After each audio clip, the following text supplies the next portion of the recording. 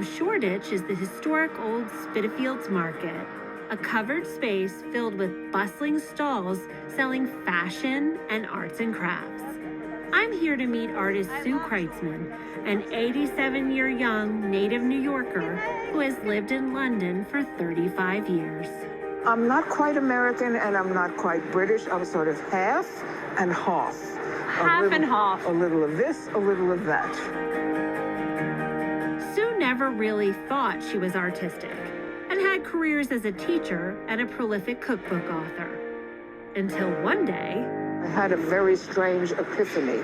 Tell me, I love epiphanies. So I was sitting up in my study correcting the proofs of my 27th cookbook. Okay. I loved color and art all my life. And my hand picked up a marker and my hand drew a mermaid on a scrap of paper. She was looking at me, I was looking at her. Where did this come from?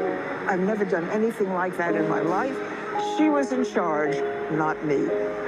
And I never wrote another book. I became an artist. It doesn't come from the head, it doesn't come from the heart, it comes from the gut. I've exhibited all over the world, and my work is in museums and in galleries. It was a gift from the universe. I'm living a bucket life I didn't even know I had. I never dreamt that I would end up as an artist, a colorful artist. So sometimes you have a dream that you didn't even know you had. And I tell people, younger people, don't give yourself a 5-year plan, a 10-year plan. Don't lock yourself in, because a little window might open just out of sight, and you don't want to miss that little breeze and that little bit of light.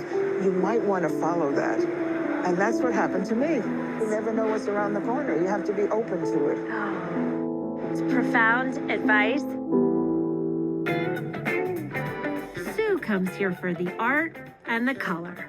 Every Thursday, there's a flea market. Yeah. It's extremely eclectic. A lot of artists would come and spread their wares out. You Something never for know everyone. from one day to the other what you're going to find, but there are dealers who deal in so-called tribal art.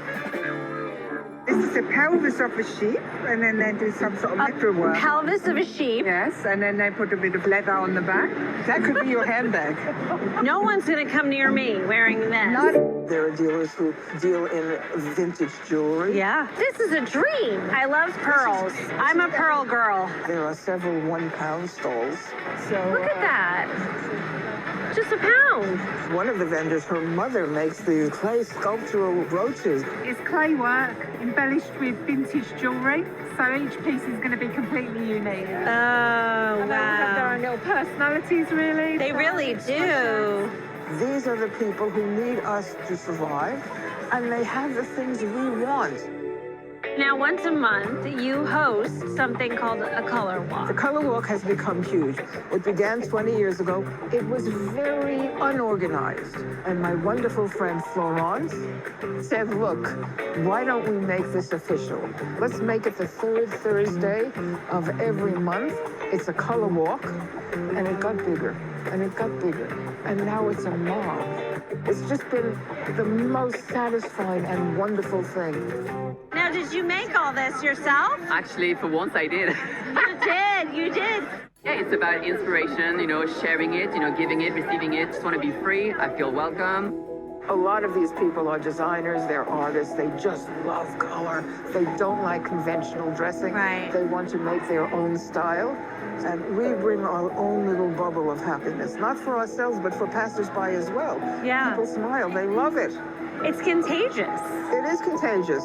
I found the Colourwalk through Instagram, and as soon as I came, it was like-minded people. It was wonderful. And do you wear something different every time? Every time I wear something different. Wearing this today, no matter what the weather, you feel happier. Yeah, you really do. And you make people around you feel happy too. We pride ourselves on being very, very welcoming and very diverse.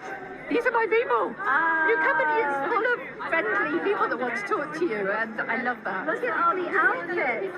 Whoa! How did you come up with this? I wasn't allowed to get it as a child, and that's what the Colourwalk is about, like realizing your children's fantasy. So we found some heads. There's some decapitation going. Yeah, it's slightly macabre, but it's still joyful. I like a little macabre here and there. Incredible. Seems like everyone feels such a sense of community. It's a safe space. Everybody's welcome. The common ground is sharing the love of color.